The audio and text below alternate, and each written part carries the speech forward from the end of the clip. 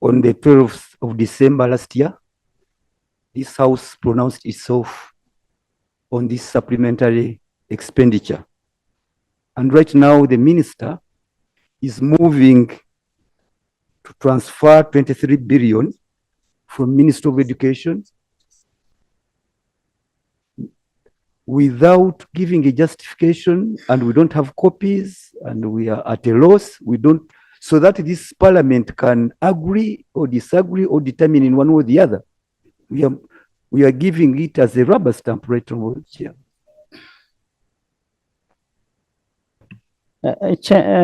Minister. Madam Chair, as I justified in the motion,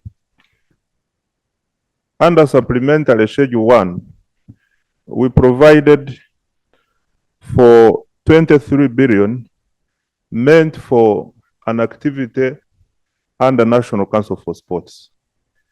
This was an anomaly.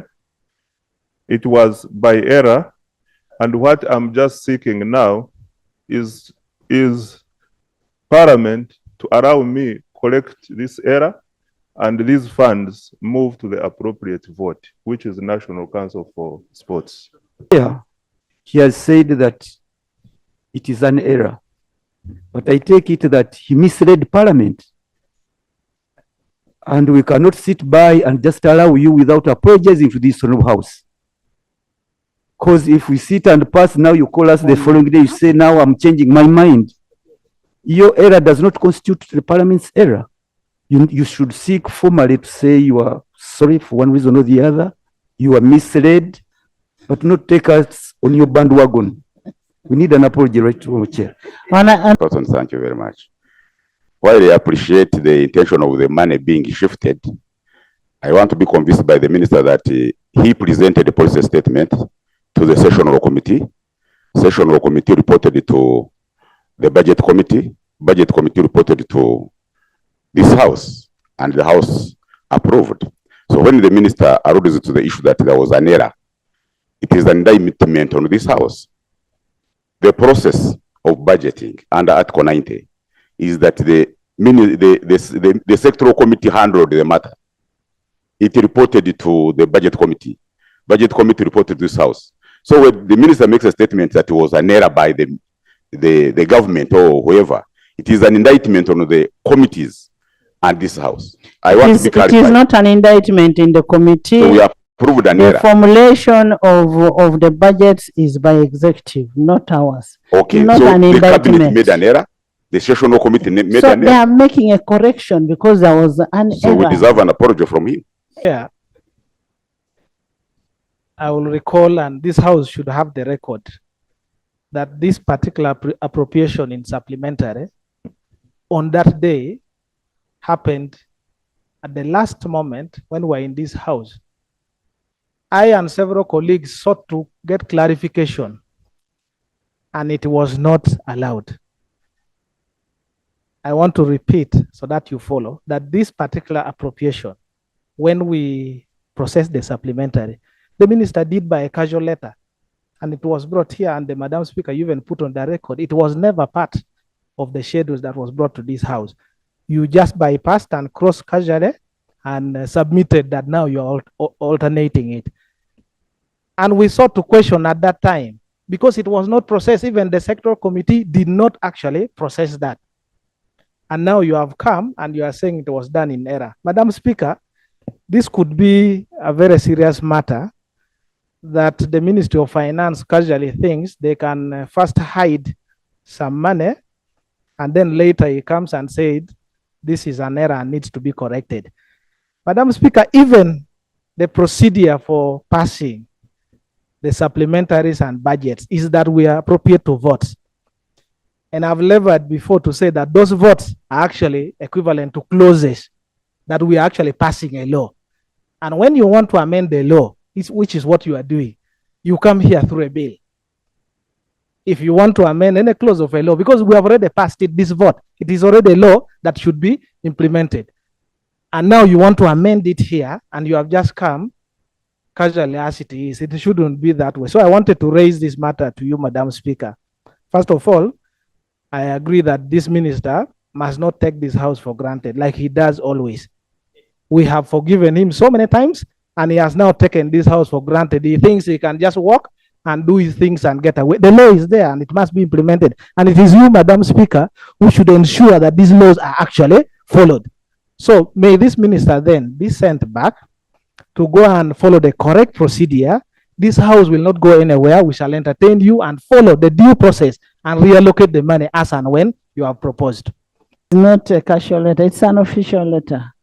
So what can only be corrected is an official letter. It is an official letter. It is not just casual. Written to the speaker, so, and it was laid on table.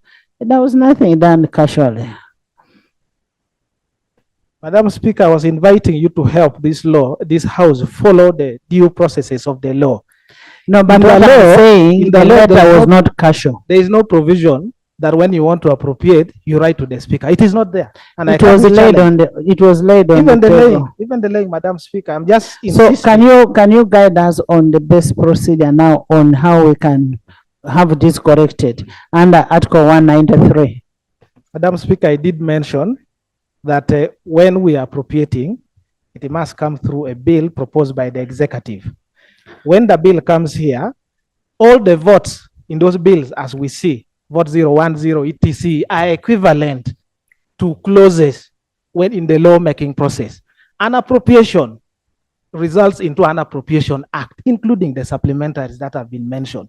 So when you want to amend any law that is in existence, passed already by this house, you can only do that through a bill proposed by the executive. And I have asked him that the correct procedure would be for him to go back and bring a bill to amend the Appropriation Act, which we did, and therefore this house will then entertain and follow the procedures of an enactment. That's what I wanted to submit. It's not that we are rejecting, yes, but... Odur is correct on the principle. Yes. However, Madam Chair, I am seeking for Parliament to approve a schedule. At the end of the financial year, I will consolidate all of these schedules into a bill, and I will bring the supplementary appropriations bill to the House. Yes. Yes. That's how we normally do it.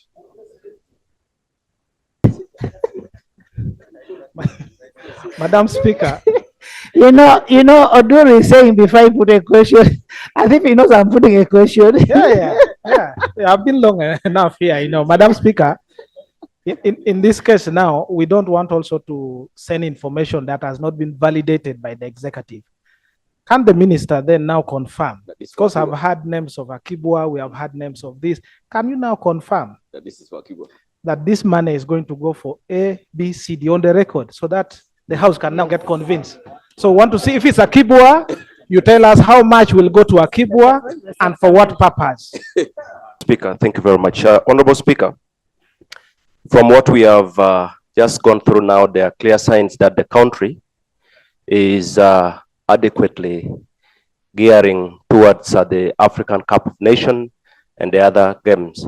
Right, Honorable Speaker, it would be procedurally correct for the Ministry of Education and the Ministry of Finance, as we look at these facilities that will be built, to also begin to consider some of the areas that are near. For example, when you look at Akibwa in Lira, a stadium like Paje Stadium would be the best place to prepare for the players as they would go for the tournament.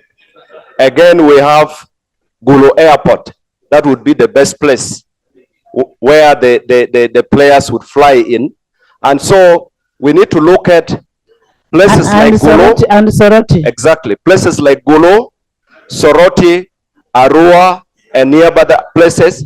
And we need to invest and prepare those places. What the Honorable Mapenduzi raises is a great matter for us to take notice of. Rather than the infrastructure based on roads and others, but also the sports infrastructure. Probably would use this opportunity not to only focus on the big stadium, but also what we call the regional feeder stadia, or even at district level. For example, creation of better stadia, we can even talk of go for region in Kigezi and pick one in Kacheka. Then we pick on the divisions of Kampala each, where we have the highest concentration, and the metropolitan Wakiso and Entebbe municipality, and use part of these funds to improve sports infrastructure. And if you came up with such a proposal, I can assure you, I don't think there is any member of this house that would decline to support you, even in as much as we might not all come here to ask for big stadia, but the backup support infrastructure, training, not necessarily training grounds, but when we were in Rwanda for the recent East African Games, we had those mini stadia, the small ones, where you know, at regional level, which might not have a big capacity of over 3,000 people, over 5,000 people, but even if it was 2,000, well hoarded, but with changing rooms, and then we can improve. We can say that out of AFCON and CHAN, this is exactly what we got